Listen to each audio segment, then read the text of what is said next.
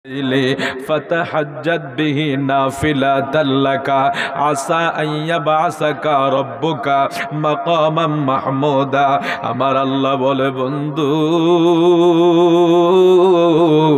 আপনি রাতের কিছু সময় তাহাজ্জুদের নামাজ আদায় করেন ইয়া রাসূলুল্লাহ নবী গো আপনি রাতের কিছু অংশে তাহাজ্জুদের নামাজ আদায় করেন এই তাহাজ্জুদের নামাজ বড় নিয়ামতের জিনিস পৃথিবীর সকল উম্মতের উপরে 5 ওয়াক্ত নামাজ ফরজ ছিল আর আমার নবীর উপরে 6 ওয়াক্ত নামাজ পড়া আমার নবীর উপরে ফরজ ছিল আমার নবী সব সময় তাহাজ্জুদের নামাজ আদায় করতেন উম্মতেরা 5 ওয়াক্ত নামাজ পড়ে আমার নবীর কন্টিনিউ 6 ওয়াক্ত নামাজ ছিল সুবহানাল্লাহ বন্ধুরা রে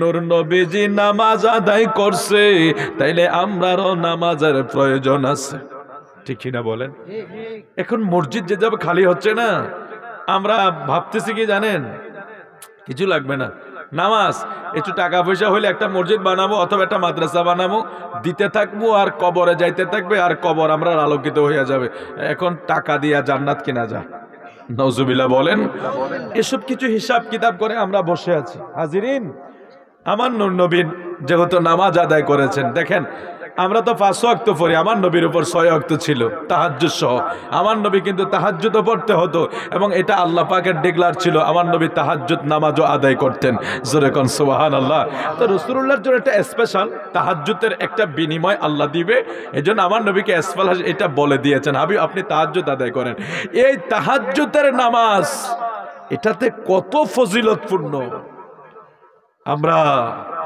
পেরেশানিতে পড়ি ডিপ্রেশনে ভুগি চিন্তা করি বেশি পেরেশান হইলে কেউ আকিস বেরি ধরাই কেউ স্টার ধরাই আরো কিছু দামি দামি থাকলে সেটাও ধরাই আবার কেউ টেনশনের চেয়ারে বসা এইভাবে হেলে ডুলে টেনশন দূর করার চিন্তা করে আবার আমার অনেক বন্ধুরা মোটর সাইকেলে ওইটা কেউ নদীর পারে চলে যায় কেউ পার্কে চলে যায় যার যার মতো একটা শান্তির জায়গা খুঁজে একটু নিরালে যাওয়ার জন্য পেরেশানিটারে দূর করার জন্য নিজেকে নিজে একটু শান্ত করার জন্য দুনিয়ার কত জায়গায় বান্দারা ঘুরে আমার নূর নবী কয় রে বান্দারা দুনিয়ার এদিক সেদিক গইরা কোনো লাভ নাই তোমার কিসবিরিয়ার দুম্বানে তোমার ফারকে আর নদীর পারে সাগরের পারে তোমাকে টেনশন মুক্ত করতে পারবে না ডিপ্রেশন মুক্ত করতে পারবে না ইয়া রাসূলুল্লাহ আমরা কোন জায়গায় গেলে চিন্তা মুক্ত হব কোন জায়গায় গেলে আমাদের পেরেশানিটা কমে যাবে আমার পেয়ারা নবী কয় রাতের তৃতীয় অংশ যখন শুরু হয়ে যায় ওযু বানাইয়া তাহাজ্জুদ নামাজে দাঁড়ায়া যাও কেন জানো নি রে বান্দা রাতের যখন গভীর হয় দুনিয়ার সমস্ত দরজাগুলি যেই টাইমে এক এক করে বন্ধ হয়ে যায় মিল কারখানা বন্ধ হয়ে যায় ফ্যাক্টরিগুলি বন্ধ হয়ে যায় রাজা বাদশার দরজা অফ হয়ে যায় দুনিয়ার সমস্ত দরজা যেই টাইমে অফ হয়ে যায় আমার নবী কয় ওই টাইমে আমার আল্লাহর সব রহমতের দরজা ওপেন হয়ে যায় সুবহানাল্লাহ যেই টাইমে দুনিয়ার সমস্ত দরজাগুলি বন্ধ হয়ে যায় ওই টাইমে আল্লাহর রহমতের সমস্ত দরজাগুলি ওপেন হয়ে যায় এই জন্য যুগে যুগে আল্লাহর ওলিরা রাতের ঘুম হারাম করে দিয়েছে গাউসে পাক থেকে শুরু কইরা গাউসে পাকের আগেও যারা ওলি ছিলেন যুগে যুগে সকল ওলিরা সকল নবীরা সকল রাসূলেরা রাতকে বেছে নিয়েছে আল্লাহর সাথে সাক্ষাৎ করার জন্য সুবহানাল্লাহ আমার আল্লাহ কয় বন্ধু আপনি তো সারাদিন মানুষের সময় দেন রাত হইলে একটু আমি আল্লাহরে সময় দিয়েন এটা সূরা মুজাম্মিলের তাফসিরে আছে আল্লাহু আকবার বলবেন না এটা সূরা মুজাম্মিলের তাফসিরে আছে তাহাজ্জুদের যে বিষয়টা সেখানে আরো ক্লিয়ার আছে আল্লাহ যে বলছেন রাতের কিয়দাংশ সময় হাবিব আপনি কিছু সময় নামাজ আদায় করুন, কিছু সময় বিশ্রাম করুন। কারণ আমার নবী একসাথে নামাজে দাঁড়াইলে পা মোবারক ফুলে যায়। আমার নবী এত কষ্ট করে নামাজ আদায় করে, আল্লাহ বলে দিয়েছেন আমার নবীর কষ্ট দেখে আল্লাহ সহ্য না। আল্লাহকে বন্ধু আপনি কিছু সময় নামাজ পড়েন, কিছু সময় বিশ্রাম করেন, অর্থাৎ আপনি তাহাজ্জুদের নামাজটা পড়েন, সেটাই বললে চলবে। কিন্তু আমার নবী তো আরো একাধিক নবী বেশি পড়তেন।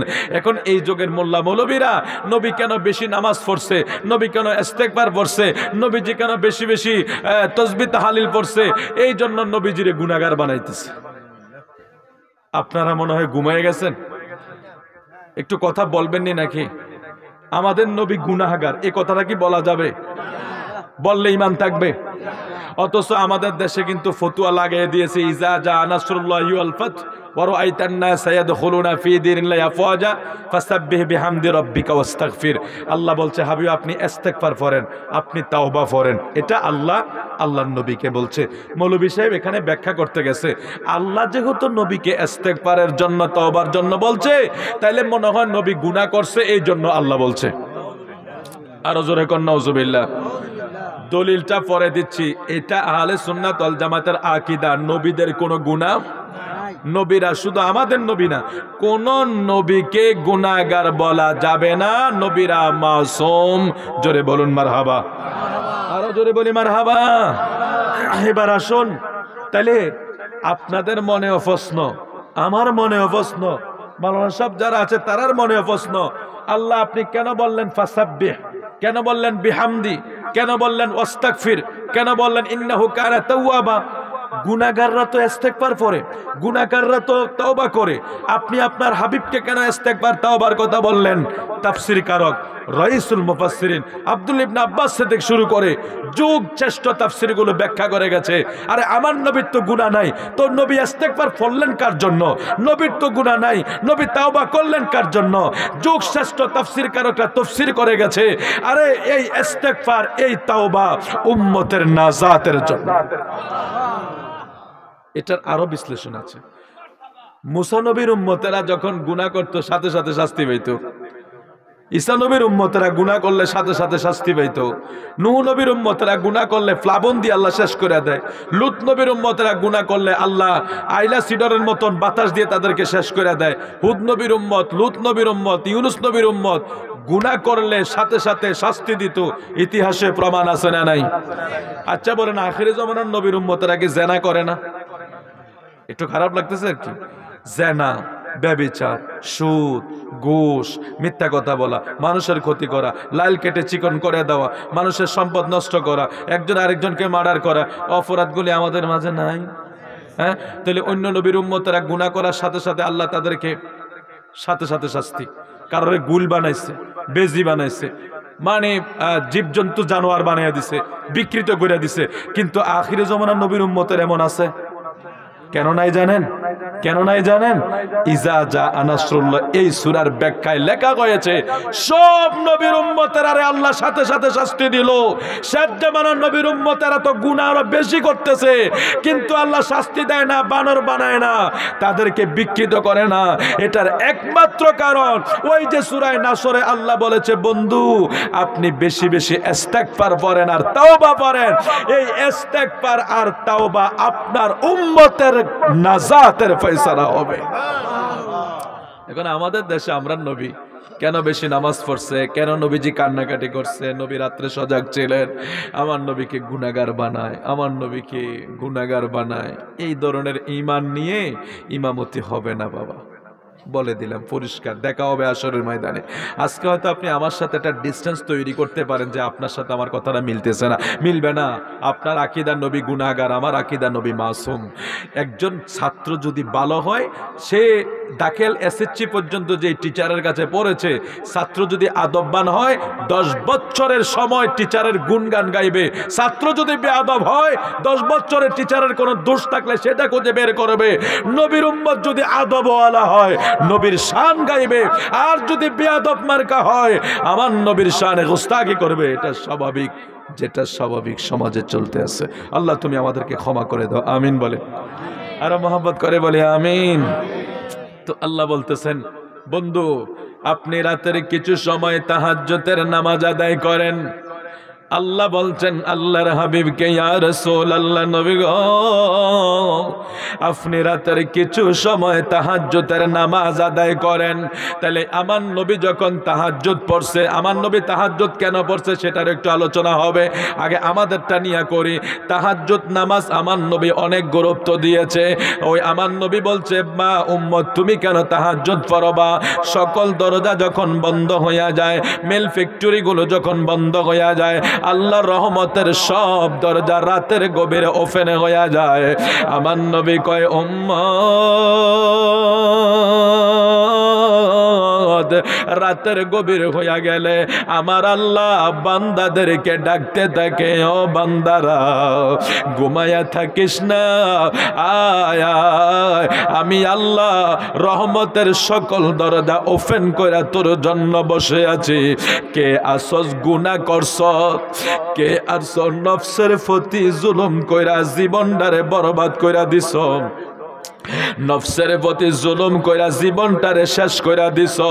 নামাজ পড়ো না, রোজা করো না, হজ করো না, যাকাত দাও না, গুনাহ করতে করতে গুনার সাগরে বাসো। রাতের গভীর হইছে বান্দারে, আমি আল্লাহর কাছে দুটা হাত বাড়াইয়া দে, নামাজের মসলায় দাঁড়াইয়া যা, তাহাজ্জুদের নামাজে দাঁড়াইয়া যা, 2 ফোঁটা চোখের পানি ফেলে যদি আমার কাছে মাফ চাইতে পারত, এ রাতের গভীরে আমি আল্লাহ তোরে ক্ষমা করার জন্য বসে আছি, আমি আল্লাহ তোকে ডাকতেছি। সুবহানাল্লাহ। শুধু তাই নয়, আল্লাহ বলে, কে আছো অভাবী, আমার কাছে চা, আমি তোর অভাব দূর করে দেব। কার বিমার আছে আমার কাছে চা, আমি তোর সেটা বিমার থেকে সাফা করার ব্যবস্থা করে দেব। অর্থাৎ যার যত হাজত আছে, হাজত পূর্ণ করার জন্য আমার আল্লাহ রাতের গভীরে বান্দাদেরকে ডাকে। ওই বান্দা যখন রাতের গভীরে ওঠে, আমার আল্লাহর সাথে মোলাকাত কর, আমার আল্লাহর সাথে প্রেমের আলাপ হয়ে যাবে। এই জন্য আমার আল্লাহ আমার নবীরে কয়, ইয়া রাসূলুল্লাহ, দিনে তো আপনি দুনিয়ার মানুষের সময় দেন, দিনে তো আপনি দুনিয়ার সকল মানুষের সাথে সাক্ষাৎ করেন, সবাই আপনার সাথে দেখা করতে আসে, আপনি দিনে কাজে ব্যস্ত থাকেন, আমি আল্লাহর সাথে একান্ত আলাপটা আপনার হয় না। নবী গো, রাতের যখন গভীর হয়, ওই সময়টা আমি আল্লাহর জন্য রেখে দেন, এটা স্পেশাল আপনার, আমি আল্লাহকে আপনি সময় দিবেন, সেটা হলো তাহাজ্জুদের সময়। জোরে কোন সুবহানাল্লাহ। এখন আমরা যদি তাহাজ্জুদ পড়ি, আল্লাহ আমাদেরকে এই নিয়ামত দিবে। আর আমার নবী যখন তাহাজ্জুদ পড়লেন, আমার নবীর আমার আল্লাহ কি দিবে?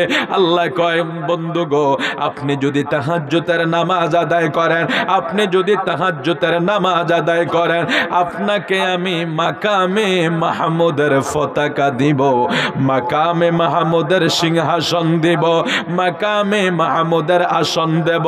এটা হলো একটা প্রশংসার পতাকা, প্রশংসার চেয়ার। হুজুর, এটা তো ভালো করে বুঝলাম না, আমাদের একদিন হাসরের ময়দান হবে কি হবে না? বিচার দিবস হবে, বিশ্বাস আছে না আমাদের? বিচার দিবস হবে, বিচার কার্য হবে।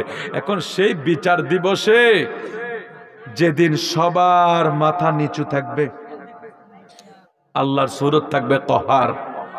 কহার নামের সূরত দেখা মানুষ, নবী রাসূলরা পর্যন্ত ভয়ে কথা বলতে পারবে না, অন্যান্য নবী রাসূলরা পর্যন্ত আতঙ্কিত হয়ে যাবে। কারণ সেদিন আল্লাহর সূরত কাহার থাকবে, তার মানে কঠিন সূরত থাকবে।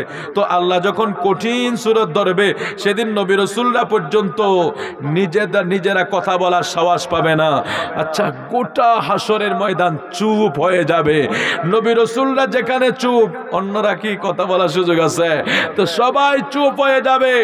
কোটি কোটি কোটি কোটি জনতা হাসরের ময়দানে যেদিন নীরব, নিস্তব্ধ, নিশ্চুপ থাকবে, ওই কোটি কোটি জনতার সামনে ওই দিন সর্বপ্রথম কথা বলবে আমার আপনার প্রিয় নবী।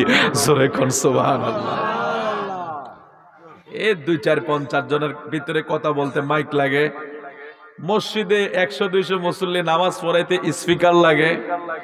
আমার নবী হাসরের ময়দানে কথা বলবে, গোটা হাসরবাসী শুনবে। ভাই মাইক লাগবে না তো? দুনিয়াতে একটা আশ্চর্যের বিষয় আছে।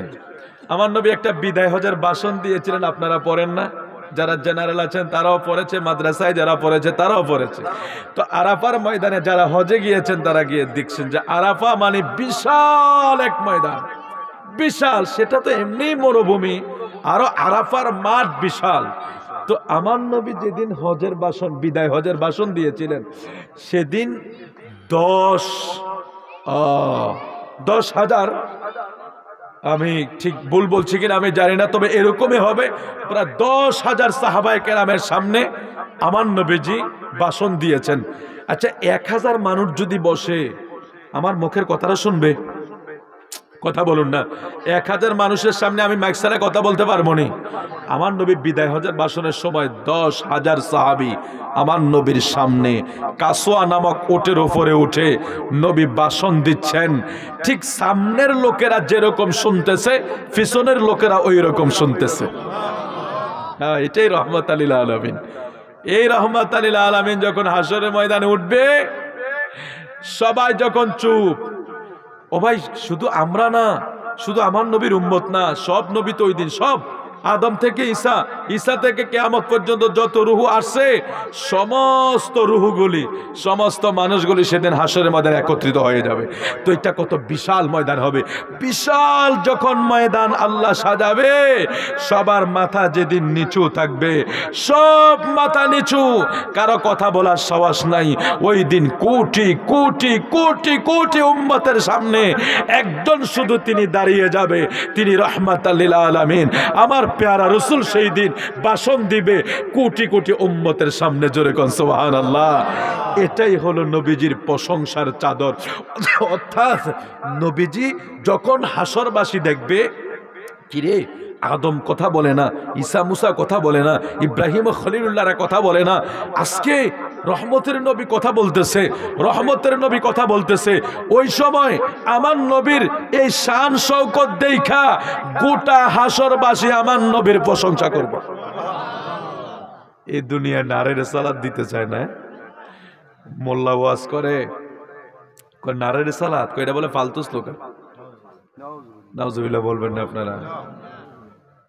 আচ্ছা, এমপির নামে স্লোগান জায়েজ, মন্ত্রীর নামে স্লোগান জায়েজ, সচিবের নামে স্লোগান জায়েজ, ব্যারিস্টারের নামে স্লোগান জায়েজ, খেলার নামে স্লোগান জায়েজ, বক্তার নামে স্লোগান জায়েজ। আমার নূর নবীর নামের স্লোগানটাই শুধু ফালতু। নাউজুবিল্লাহ বলবেন না। আমার নবীর স্লোগান ছাড়া কোন স্লোগান আর কার্যকারিতা আছে? নাই নাই নাই। তো এরা সবাই দেখেন, আমাদের মাহফিলে আমরা নারের সালাত দিই, আরেক মাহফিলে দেয় না। কেউ এই প্রশংসাটা করে, আরেকজনে করতে চায় না। তো সবাই হাসরের ময়দানে এক হবে না? তো আজকে যারা আমার নবীর প্রশংসা করে না, নারের সালাত দিবে না, নবীর জিকির করা যাবে না, শুধু আল্লাহর জিকির করা। আজকে আমি শুনছি এক বক্তার বক্তব্য, তাফসীর কারক মাহফিল করছে। আল্লাহ কোন জায়গা থেকে ওরা পড়ালেখা করেছে আল্লাহ জানে। ওরা শুধু দুশ্মনী রসুল শিখেছে, আর কিছুই শিখে না। আমার রসুলের জিকির করা যাবে না, শুধু আল্লাহর জিকির করতে হবে, রসুলের জিকির করা যাবে না। এ নাল্লাবাসী, জিকিরের বাংলা শব্দ হলো স্মরণ করা। জোরে বলুন কি করা? আরো জোরে বলুন কি করা? এ বক্তা সাহেব যে কথাটা বলছে যে শুধু রসুলুল্লাহর জিকির করতে হবে, আল্লাহর জিকির ছাড়া, আল্লাহর জিকির ছাড়া আর কারো জিকির করা যাবে না, রসুলুল্লাহর জিকির করা যাবে না, রসুলুল্লাহর জিকিরও সে বাদ দিয়ে দিলেন। আচ্ছা, আজান যখন দেই, আজান তো নামাজের জন্য দেই নাকি? এটা আহ্বান করি, তো আজানের ভিতরে আমার নবীর জিকির আছে না নাই?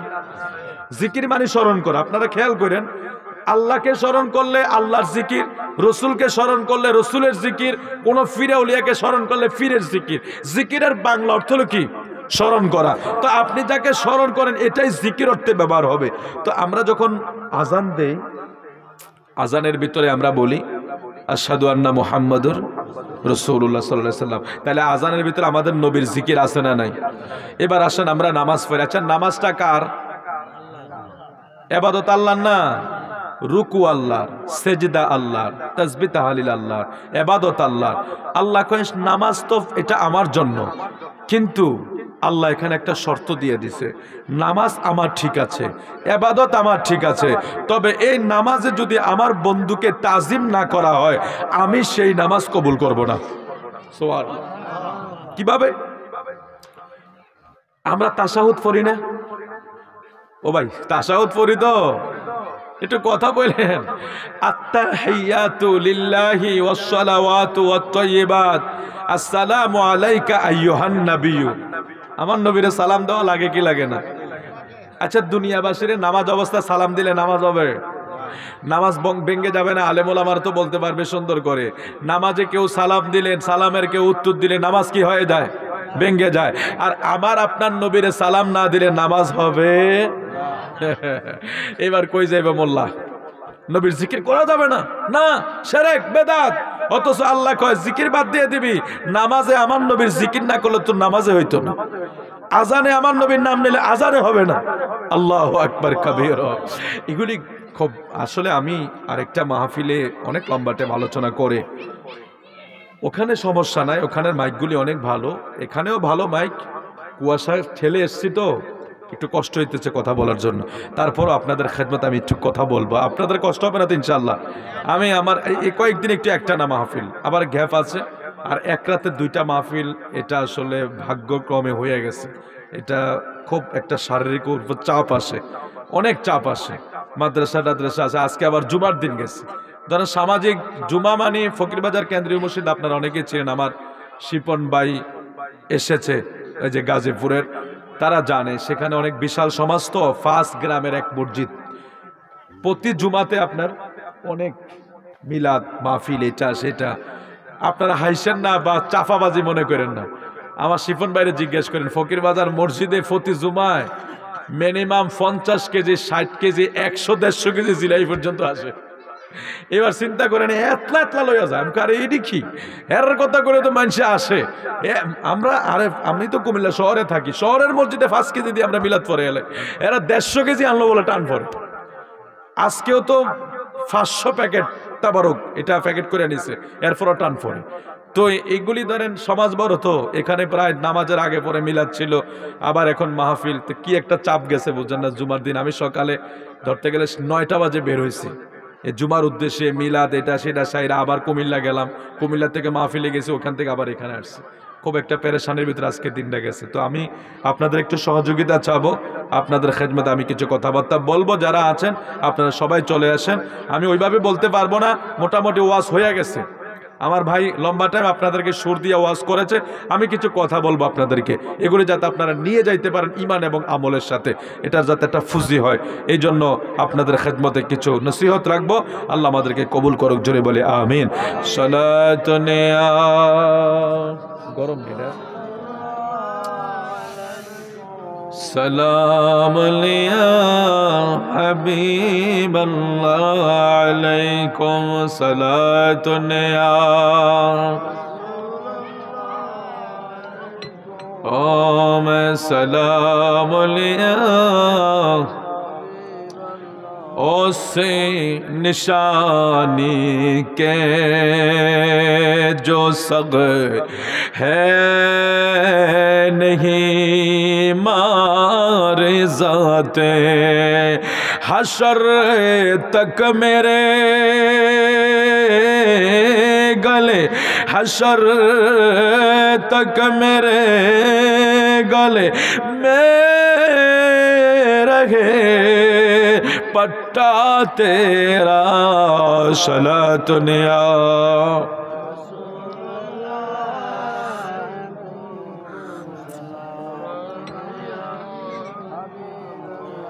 अलैकुम सलातुनिया रसूल अल्लाह सलामुलिया हबीबल। अर्श हक में अर्श हक है मसनादे रिफाअत रसूलुल्लाह की, अर्श हक है मसनदे रिफाअत रसूलुल्लाह की। देखानी है हशर में इज्जत रसूलुल्लाह की सलातुन या रसूल सलाम या हबीबल्लाह। আমার নূর নবীকে আল্লাহ বললেন, বন্ধু আপনার তাহাজ্জুদের বিনিময়ে আমি আপনাকে মাকামে মাহমুদের চাদর দিব, মাকামে মাহমুদের পতাকা দেব, অর্থাৎ প্রশংসার পতাকা দেব। ময়দানে মাশরে কোটি কোটি মানুষ যখন ওই দিন কথা বলার সুযোগ পাবে না, কোটি কোটি জনতার সামনে যেদিন কেউ কথা বলার সুযোগ পাবে না, ইয়া রাসূলুল্লাহ নবী গো, ওই দিন শুধু আপনি একজনই কথা বলার সুযোগ পাবেন। যেদিন আমার আপনার নবী দাঁড়ায়া একজন কথা বলবে, ওই দিন এই পাগল উম্মতের কাছে কত ভালো লাগবে। সুবহানাল্লাহ। আজকে যারা নূর নবীর প্রশংসা করতে চায় না, নূর নবীকে ভালোবাসতে চায় না, নবীরে দাঁড়ায়া সালাম দেওয়া বেদাত শিরিক, নূর নবীর নামে সুমা খাওয়া শিরিক বেদাত, নূর নবীজিরে তাজিম করা বেদাত শিরিক, নবীর নামে জিকির করা যাবে না, প্রশংসা করা যাবে না। নাল্লার ভাই বাবারা রে,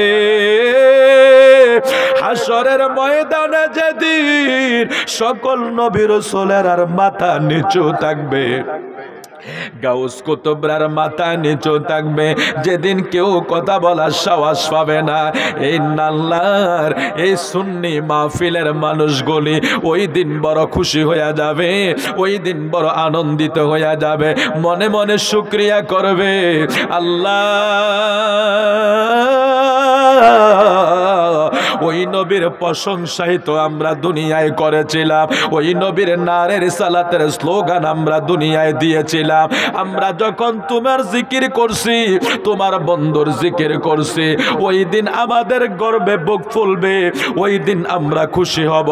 কারণ যার প্রশংসা দুনিয়ায় আমরা করছি, ময়দানে মাশরে দেখব ওই নবীজির প্রশংসার পরিচয় গোটা হাসরবাসী দেখবে। জোরে জোরে কোন সুবহানাল্লাহ। এই জন্য আল্লাহ বলেছে, বন্ধু আপনি রাতের কিছু অংশে তাহাজ্জুদের নামাজ আদায় করেন, আমি আপনার জন্য মাকামে মাহমুদ দেব, আপনার জন্য আমি প্রশংসার পতাকা দেব, আপনার জন্য আমি প্রশংসার পতাকা দেব, আপনার জন্য আমি প্রশংসার চাদর দেব, যেটা হাসরের ময়দানে গোটা হাসরবাসী ওই দিন আর 72 দল 73 দল নাই, কাফের বেঈমান মুশরিক নাই, ওই দিন গোটা হাসর শুধু আপনি নবীর প্রশংসা করবে।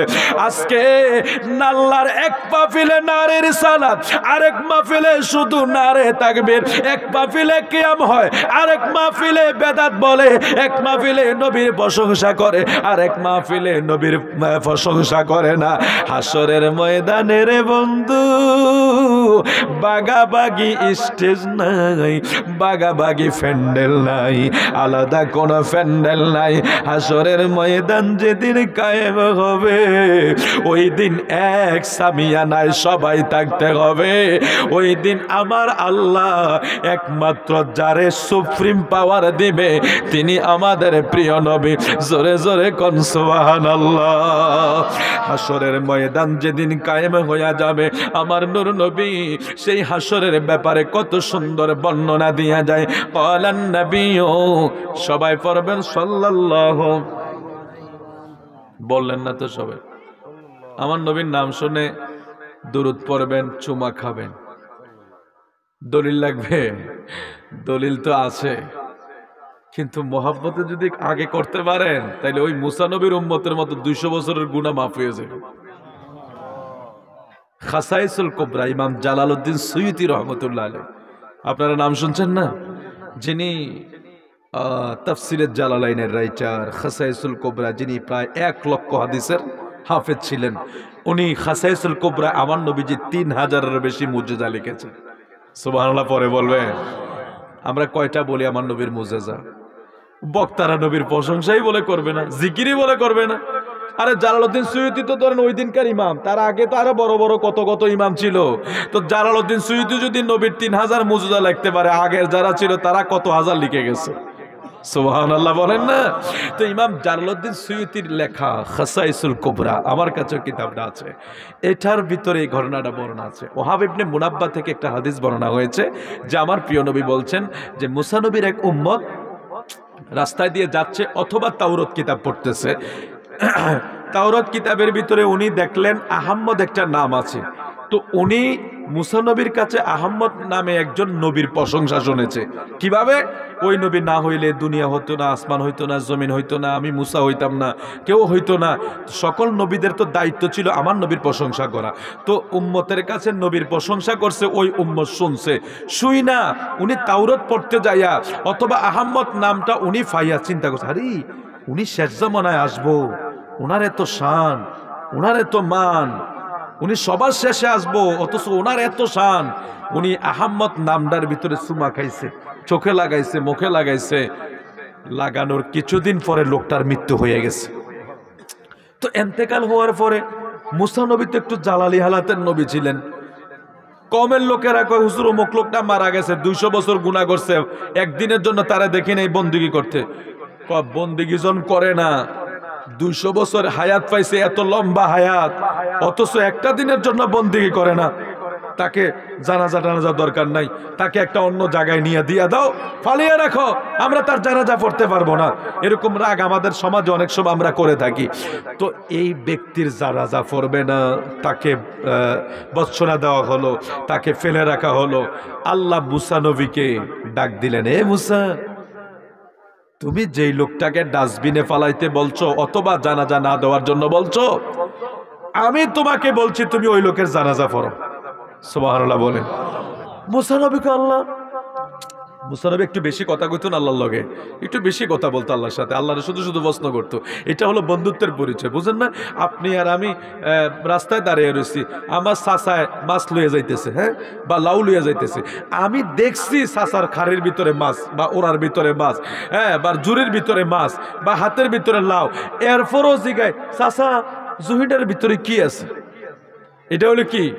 জাস্ট কথাবার্তা বলা। অনেক সময় এরকম আমরা আলাপ করি, দেখে হাতের ভিতরে চাচা লাউলিয়া, চাচা হাতে কি, মানে এটা হলো আমাদের একটা বাক্য আর কি, আমরা জিজ্ঞেস করে ফেলি। তো মুসা নবী আল্লাহর সাথে শুধু শুধু কথা বলতেন।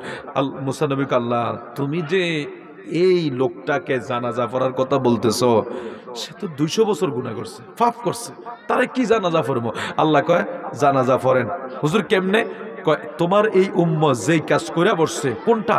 কয়, তোমার এই উম্মত আখিরি জমানার আমার যেই নবী দুনিয়ায় শেষে যাবে, যিনি সর্বশ্রেষ্ঠ নবী, ওই নবীর আহাম্মদ নাম তো তাওরাত ইনজিল সব কিতাবে লেখা আছে। দেখছেন, নবী সন্তান দুনিয়ায় আসার পরে না নাম সিলেক্ট হয়, আর আমার আপনার নবী আসার আগে নাম আগে সিলেক্ট হয়ে গেছে। সুবহানাল্লাহ পরে কইবে। এই জন্য আমার নবীর সাথে সবকিছুর একটা ভিন্নতা আছে। পৃথিবীতে সন্তান আসার পরে তার নাম সিলেক্ট হয়, আর আমার নবী আসার আগে আমার নবীর আহাম্মদ নাম সিলেক্ট হয়ে গেছে।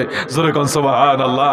তো নবীর আহাম্মদ নাম পাইয়া আল্লাহ কয়, মুসা, আমার বন্ধুর আহাম্মদ নাম পাইয়া সে মুখে লাগাইছে, চোখে লাগাইছে, চুমা খাইছে, আমি তো আর সইতে পারি না। আমার বন্ধু মুস্তাফার নামের সম্মান করছে, যা, আমার বন্ধু মুস্তাফার নামের সম্মান করছে, আমি তার 200 বছরের গুনাহ মাফ কইরা জান্নাতি কইরা নিছি। জোরে কোন সুবহানাল্লাহ। এরপরও যদি নাম নিয়ে সুমা না দেন, যদি এরপরও যদি আমার নবীর মহাব্বতে দুরূদ শরীফ না পড়েন, আর কি করার আছে? যারা তকদির ভালো তারাই করবে। মনোযোগ। قال النبي صلى الله عليه وسلم إن الشمس تدنو يوم القيامة حتى يبلغ العرق نصف الأذن فبينما هم كذلك استغاثوا بآدم ثم بموسى ثم بمحمد صلى الله عليه وسلم فيشفع ليقضى بين الخلق فيمشي حتى يأخذ بحلقة الباب فيومئذ يبعثه الله مقاما محمودا আহমাদুহু আহুলুল জামিআ কুল্লুহুম রাওয়াহুল বুখারী। আমার নূর নবী ডাক দিয়া কয় উম্মত নিশ্চয় সূর্য কিয়ামতের দিন নিকটবর্তী হবে, এমনকি ঘাম কানের অর্ধেক পর্যন্ত পুষবে। এমতো অবস্থায় হাসরবাসীগণ সম্মিলিত হবে, আদম আলাইহিস সালামের নিকট সাহায্যের জন্য যাবে, তারপরে মুসা নবীর নিকট যাবে। আদম থেকে ঈসা পর্যন্ত সকল নবী রাসূল তাদের অপারগতা প্রকাশ করবে। সর্বশেষ আমি নবীর নিকট আসলে হাসরবাসীদের বিচার করার জন্য আমি আল্লাহর নিকট সুপারিশ করব, অতঃপর তিনি আল্লাহর অতি নিকটবর্তী হবেন। ওই দিন আল্লাহ তাকে মাকামে মাহমুদের প্রশংসার স্থানে সমাসীন করবেন। ফলে হাসরবাসী সকলে আমার নবীর প্রশংসা করবে। জোরে জোরে কোন সুবহানাল্লাহ। কোরআন শরীফের আয়াত হইল ওয়ামিনাল লাইলি ফাতাহাজ্জাত বিহি নাফিলাতাল লাকা আসা আইয়াবাসাকা রাব্বুকা মাকামান মাহমুদা। আল্লাহ কয় বন্ধু আপনি তাহাজ্জুদের নামাজ আদায় করেন, আপনারে আমি মাকামে মাহমুদ দান করব। এই বর্ণনা আমার নবী নিজেই হাদিস মুবারকায় দিয়ে গেছেন। এই হাদিস বুখারী শরীফের প্রথম খণ্ডে আছে 199 পৃষ্ঠা, হাদিস নং 1453। তারপরে আমার নবী আরো বলছেন, রে উম্মতেরা শোনো, হাদিস শরীফে আমার নবী আরো ঘোষণা করছেন হাসরের ময়দানে ঈসা আলাইহিস সালামের নিকট সুপারিশের জন্য আসা হবে। অতঃপর তিনি বলবেন আমি এটার উপযুক্ত নহি, বরং তোমরা নবী মুহাম্মদুর রাসূলুল্লাহ সাল্লাল্লাহু আলাইহি ওয়াসাল্লামের নিকট যাও। প্রথম হাদিসে আমার নবী বর্ণনা করলেন মানুষের হাসরের ময়দানে সূর্যটা মাথার উপরে চলে আসবে, মানুষ গুনার সাগরে সাঁতরাইবে। আজকের যে সূর্যের তাপ দেয় 9,30,00,000 মাইল দূরে আমাদের জমিন থেকে সূর্যের দূরত্ব। এই সূর্য 9,30,00,000 মাইল দূর থেকে যখন তাপ দেয়, চৈত্র মাসের জমিনগুলো ফেটে যায়। চৈত্র মাসের জমিনগুলো ফেটে যায়, তাপমাত্রা যখন আস্তে ধীরে বেড়ে যায়। আমরা যারা হজে গিয়েছেন বা যারা বাহিরে থাকেন, আরব দেশে থাকেন, আরব দেশের তাপমাত্রা যখন গায়ে লাগে তখন উপলব্ধি করা যায় এই সূর্যের তাপ ময়দানে মাশরে কি উপায় হবে রে নাল্লার ভাই বাবারা। আজকে নাল্লা বলেন, ব্রাহ্মণপাড়া বলেন, কুমিল্লা বলেন, মাঝে মাঝে গরমের সিজনে আমরাও তাপ সইতে পারি না। অধিকাংশ বাড়িতে এসি লাগানোর ব্যবস্থা করে, পাত্রে থাকা যায় না, রাস্তায় বের হওয়া যায় না। প্রচন্ড গরমের কারণে অনেক মানুষ অসুস্থ হয়ে যায়, হসপিটালে ভর্তি হতে হয়। যেদিন ময়দানে মাশর কায়েম হয়ে যাবে, আমার নবী কয় ইন্নাশ শামসা তাদনু ইয়াউমাল কিয়ামা। হাসরের ময়দান যেদিন কায়েম হয়ে যাবে, ওই দিন সূর্যটা মানুষের মাথার উপরে চলে আসবে। আজকে সূর্য 9,30,00,000 মাইল দূর থেকে সূর্য তাপ দেয় উল্টা পিঠে। সূর্যের 12টা মুখ আছে, ওই 12টা মুখ উল্টা পিঠে তাপ দেয়। উল্টা পিঠের তাপ 9,30,00,000 মাইল দূর থেকে সইতে পারি না। 9,30,00,000 মাইল দূর থেকে তাপ দেয়, আমরা সূর্যের তাপটা সইতে পারি না। যেদিন হাসরের ময়দান কায়েম হবে, আমার নবী কয় ওই সূর্য সবার মাথার উপরে চলে আসবে। সেদিন হায় হায় হাহাকারে পরে যাবে ধনী,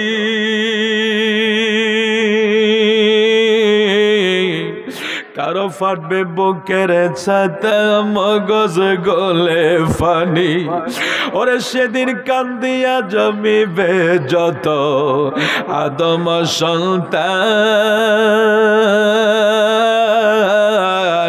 আদমের কাছে যায়া সাইবে এহসান। আরে সেদিন কান্দিয়া জমিবে যত আদম সন্তান, আদমের কাছে যায়া সাইবে এহসান। সেদিন আদম বলবে নফসি নফসি, আমরা কি সুপারিশ করতে পারি গো? সেদিন ঈসা মুসা বলবে নাফসি নাফসি, আমরা কি সুপারিশ করতে পারি গো? তোমরা এই মুহূর্তে যাও না চলে, এই মুহূর্তে যাও না চলে নূর নবীর দরবারে। কঠিন দিনে আমার নূর নবী বিনে নাই কোন বন্ধু গো, নাই দরদি গো। কঠিন দিনে আমার নূর নবী বিনে, কঠিন দিনে আমার নূর নবী বিনে নাই কোন বন্ধু গো, নাই দরদি গো। কঠিন দিনে আমার নূর নবী বিনে। জোরে জোরে কোনে ইয়া রাসূলুল্লাহ। আমার নবী কয় উম্মত রে, সূর্যটা যেদিন তোরার মাথার উপরে আল্লাহ দিয়া দিবে, সূর্যের তাপে মানুষের মাথার মগজ গলি উতলাইতে থাকবে বাতের মারের মতো। হায় রে ওই দিন মানুষের অবস্থা এমন হইয়া যাবে, জিহ্বা গুলি বের হইয়া নাভি পর্যন্ত চলে আসবে। সকল হাসরবাসী একসাথে হইয়া যখন পেরেশানি হইয়া যাবে, কেউ একজন ডাক দিয়া বলবে হাসরবাসীরা রে, তোমরা তোমাদের কাউকে সুপারিশের জন্য খোঁজো না কেন? মানুষগুলি একটা দৌড় দিবে আদম নবীর কাছে। আদম নবী সেদিন বলবে আমি অপারগ। তারপরে যাইতে যাইতে ঈসা বলেন, মুসা বলেন, ইব্রাহিম বলেন, সকল নবীরা সেদিন বলবে আজকে আমরা পারবো না। শেষ পর্যন্ত ঈসা রুহুল্লাহ আমার নূর নবীর দরবারে যায়, আমার নূর নবীর দরবারে উম্মত গুলারে ফাটাইয়া দিবে। আমার নবী যখন দেখবে আমার নবীর কাছে উম্মত গুলি আসছে, আমার নবী দেখবে উম্মতের জিহ্বা বের হইয়া গেছে, উম্মতের অবস্থা বড় ভয়াবহ হইয়া গেছে। আমার নবী সেজদায় পড়া আমার আল্লাহরে ডাক দিবে, আল্লাহ আল্লাহ আমার উম্মত গুলারে আমার হাওলা কইরা দাও। ওই দিন আমার দয়াল নবী আমার আল্লাহর কাছে সেজদায় পড়া যাবে, আল্লাহ আমার উম্মতের অবস্থা বড় কঠিন হইয়া গেছে, আমার উম্মত রে আমার হাওলা কইরা দাও, আমার উম্মত রে তুমি ক্ষমা কইরা দাও। আমার নবীজিকে আমার আল্লাহ ডাক দেবে, বন্ধু আপনি মাথা ওঠান, মাথা ওঠান। আজকে এই হাসরের ময়দানে আপনার সুপারিশ, আপনার কথাই শোনা হবে। জোরে কোন সুবহানাল্লাহ। ولسوف يعطيك ربك فترضى। আল্লাহু আকবার বলেন, ولسوف يعطيك ربك فترضى। এটা সূরা দোহার 5 নম্বর আয়াত 30 পারাতে আছে। বলেন কোন পারাত? সূরার নাম সূরা দোহা, আয়াত নাম্বার 5। মনোযোগ দিয়ে শুনেন, এগুলি এখন তাফসীর হয় না। তো তাফসীর কোনটা হয় জানেন? কুল ইন্নামা আনা বাশারুম মিসলুকুম। আচ্ছা, এই জগতে কি আর কোরআন শরীফে আয়াত নাই? কথাটা বুঝতে পারছেন না আপনারা? বিশাল তাফসীরুল কোরআন মাহফিল, বক্তা সব উঠছে, তাফসীরুল কোরআন মাহফিল হিসাব বক্তা আয়াতটা লইছে কোনটা? কুল ইন্নামা আনা বাশারুম মিসলুকুম ইউহা ইলাইয়া। আল্লাহ বলছে নবী গো আমি আপনারে মাটি দিয়া বানাইছি, অর্থাৎ তিনি আমরার মতনই রক্তে মাংসে গড়া সাধারণ মানুষ। তাফসীর করে লইছে। আবার মানুষেরও অভাব নাই, সুবহানাল্লাহর মানুষেরও অভাব নাই। অথচ আমি জানি না আমার বাজান কি আলেম নেই? আচ্ছা, কেউ আছে কিনা আমি জানি না। তারপরে যারা শুনতেছেন, এই যে কুলিন নামা আনা বাশারুম মিসলুকুমের ওয়াজ করলো, বাবারে আর কি কোরআন শরীফে আয়াত নাই? এই আয়াত টান দিছে তো দিছে, মানুষে বুঝে এলাইছে আল্লাহ তো কইছে নবী মাটির তৈরি, আল্লাহ তো কইছে নবী আমরার মতো, আল্লাহ তো কইছে আরে ভাই তুমি কই পাইলা? কোরআন শরীফের তাফসীর করতে হলে প্রথম দরকার শানে নুজুল, যেটাকে আসবাবুন নুজুল বলা হয়। প্রথম দরকার শানে নুজুল, তারপরে আপনি প্রেক্ষাপট আলোচনা করে এটা শাব্দিক অর্থ বের করতে হবে, মুহাদ্দিসিনে কেরামদের আলোচনা বের করতে হবে। এখানে বলা আছে কুল, নবী আপনি শুধু বলুন। এই আয়াত নবীর জন্য খাস, আমাদের জন্য না। ইন্নামা আনা বাশার, আপনি বলুন নিশ্চয় আমি বাশার। বাশার শব্দের অর্থ মানুষও না মাটিও না। বাশার শব্দের অর্থ হইল সুরত, জিলদুন, চামড়া। বাশার শব্দটা দিয়া মাটি বুঝাইছে না। তারপরে বলছে মিসলুকুম, মানে সুরতে আমি তোমাদের মতো, হাকিকতে আমার নবীকে, তার পরিচয় কি আমাদের জানার কোনো ক্ষমতা আছে? সুরতে আমরার মতে আমরা মানি, নবী সুরতে মানুষের মতো ছিলেন না, এটাকে আমরা কেউ অস্বীকার করি নাকি? আমরা নবীর বাশারিয়াত নিয়ে অস্বীকার করি না, কিন্তু আমরা বাশারিয়াত মানি, নুরানিয়াত মানি। বাশারিয়াতের একটা গুণ,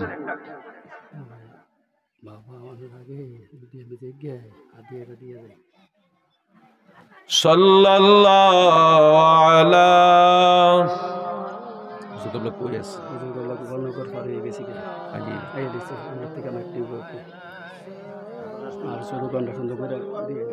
সাল্লাল্লাহু আলা মুহাম্মদ সাল্লাল্লাহু আলাইহি।